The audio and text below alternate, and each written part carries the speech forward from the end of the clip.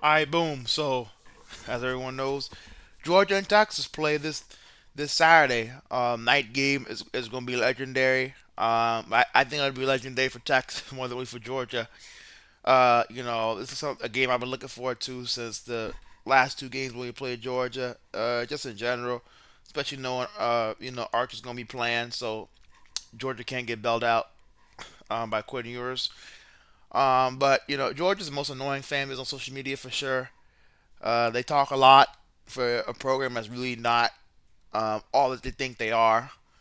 Kirby really, for a defensive mastermind, I ain't seen it this season to be on that defensive mastermind level. But if you guys Georgia fans, he's an ex he ain't man. Let's be real. I'm just gonna say this, and I said it before.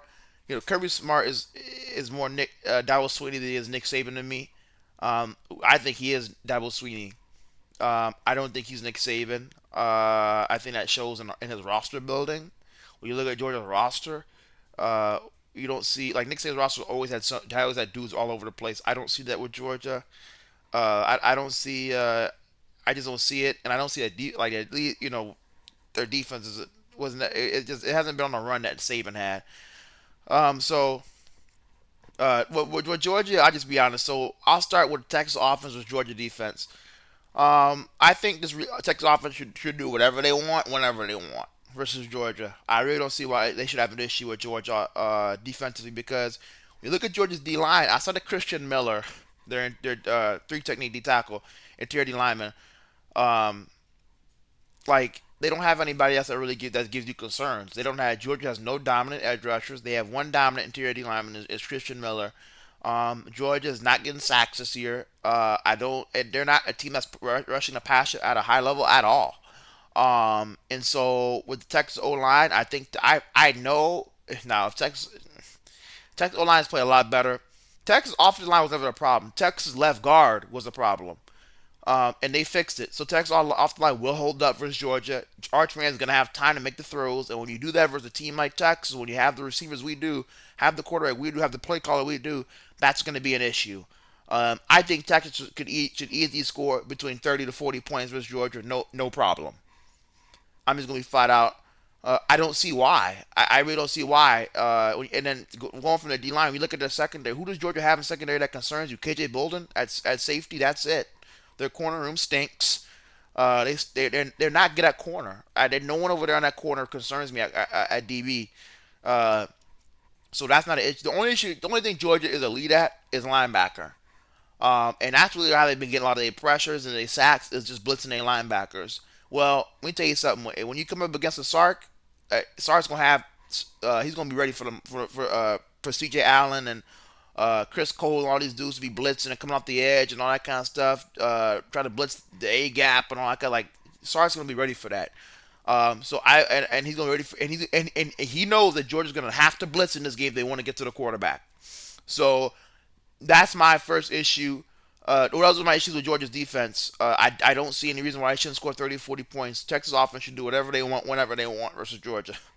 Now we go to Georgia's defense. I mean, Georgia's offense versus Texas defense. I have a hard time seeing how Georgia's going to block Texas. We're talking about a defensive line I think is the best in America, if not one of the best in America. That D line up front, I don't see Georgia running the ball on Texas. I don't see that being a consistent formula for Georgia. Um, when you look at what Texas has on the edge with Ethan Burke and Trey Moore and Colin Simmons and all these dudes, and then you got guys like Brad Spence off the edge. You got Anthony Hill who can be who's an elite pass rusher, and linebacker. I just don't see how Georgia's gonna run the ball. I don't see how they're gonna. I don't see them having a lot of time in the passing game. With Colin Simmons and those guys, I really feel like this is now Texas come out and said this is not a revenge game thing, but I mean look, there's no way as a human being this is not a revenge thing. Georgia went out and dominated Texas in Austin last year, and they went and beat them again in the SEC championship game. As a human being, you live for moments like these. You live to okay. I mean we've all been there in life. Somebody beat you a couple times in a video game or something. They beat you on the basketball court. Like well, y'all. Oh, I bet I could beat you, and they beat you a couple of times, and then you have to wait a little while to go get your revenge, and you're like, okay, I'm gonna be ready this next time. You got me those first couple of times, but next time I promise when I see you, I'm gonna catch you lacking, and I'm gonna beat you. I'm gonna beat you bad. I think that's the same mentality Texas is gonna have. Y'all got us the first couple of times, but it's been a year, or I mean less than your SEC championship game, but it's been almost a year, if not more than a year, since the first matchup in Austin, regular season wise, and so this team's gonna come like, hey, y'all got us first couple of times, but we're ready to get that get back, and I didn't gonna get it, but like I said, I don't see them being able to hold up versus Texas D line. I don't see them being able to run the ball in Texas. Now, if I'm Georgia, this is what I'm hoping for. I think you're hoping Texas starts. I don't think I know for sure. This is the one weakness I think Texas has. Well, it could be two. Their corners. Manny Muhammad's gonna have to show something. I think that's gonna be Georgia's path to success. Attacking the linebackers in coverage and attacking the secondary in coverage. I still have my questions about Manny Muhammad. And how is he truly an elite corner? We're gonna find out on Saturday. It'll to see where he's really at. Um, and then Jalen Gilbo stinks. He's slow, and he's somebody that if you're Georgia, you want him to be starting, you want him to be playing. Because the more Jalen Gilbo plays, the higher chance Georgia has, the better chance Georgia has of exposing that weakness. So if I'm Georgia, that's a path I think they can have to keeping them with Texas. Because I do think their defense is going to get shredded. But if they want to keep it with Texas, I think you got to go after Anthony Hill, Ty Anthony Smith, and these guys in coverage, and with your tight end Oscar Delph, Lawson Lucky, and go after them and make Hill and those linebackers cover. And then you got to go after Gilbo and Manny Muhammad and see if those two what they can do and test them, because I do think that's a weakness for them. And so I think that's Georgia's past success is throwing the ball around and attacking Texas pass defense. I do think that's where Texas is weak. Is their pass defense is very weak. And so I think that's if I'm Georgia, that's the one way you can keep up. But I think this if Texas defense uh, can do if Texas defense does what I think can do and can play, because when you look at Gunnar Stockton, he's played really well versus bad defenses. Ole Miss defense stunk. Ole Miss did not have a good defense. Their defense is not elite. Their defense is one of the worst in the country. I'll stand on that. Their defense stinks. Pete Golding is not. Go ask Bama fans. He's not elite, bro. He sucks. So yeah, he put 35. Yeah, he scored a bunch of points on Ole Miss, but I mean, everybody can score points on Ole Miss. It's really not hard on their defense. And then Tennessee, Ricky Gibson and Jamal McCoy. Tennessee's defense, same thing with Ole Miss, has been getting run over. They've been getting destroyed all season. Without Jamal McCoy and Ricky Gibson, Tennessee's defense has been horrible.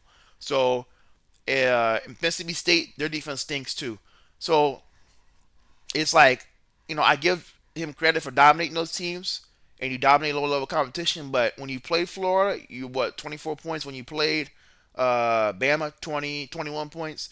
Like, and I would say, or I know for sure, Texas defense is more like those Florida and those Bama defenses than they are at Mississippi State or Ole Miss.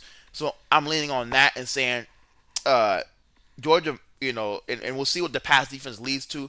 But I'm leaning on the fact that defense is built like those Bama and those Florida defenses than they are like those Mississippi State defenses.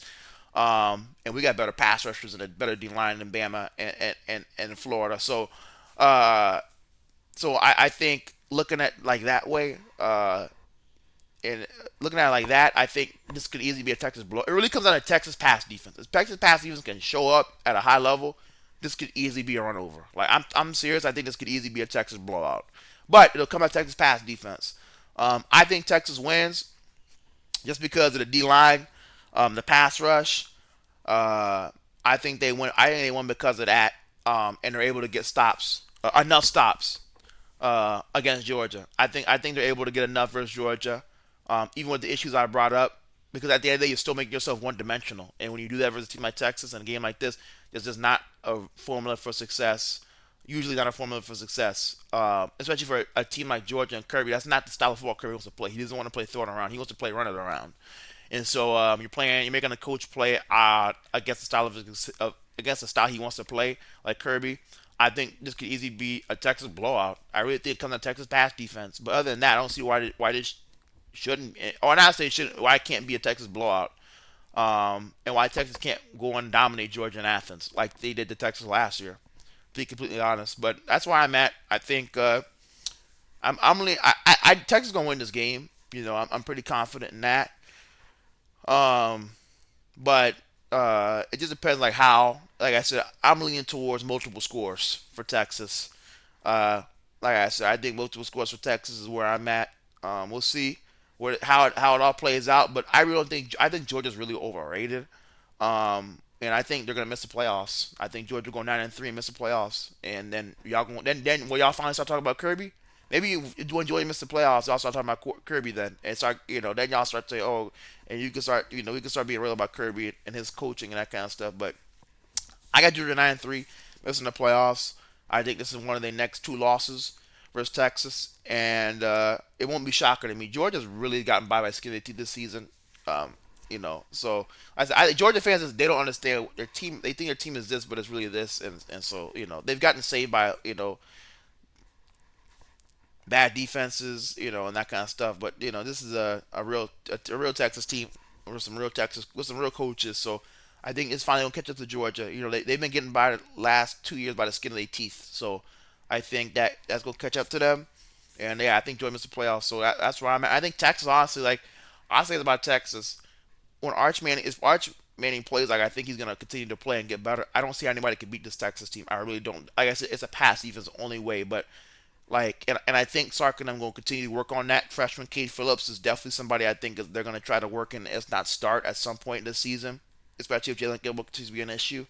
Um, but yeah, other than that, like when with this, what if Sark's offense humming the way I know it can't, I really don't see how you stop Texas with Arch. I don't. I really don't. I don't know how anybody beats this team. I really don't. I'm gonna be honest. I think people were excited because they knew it was when Arch figured it out that it was gonna be unstoppable, and I think this Texas team is gonna be unstoppable this year. I really don't see them losing another game this season. I really don't. I don't know how you stop this team. How do you do it?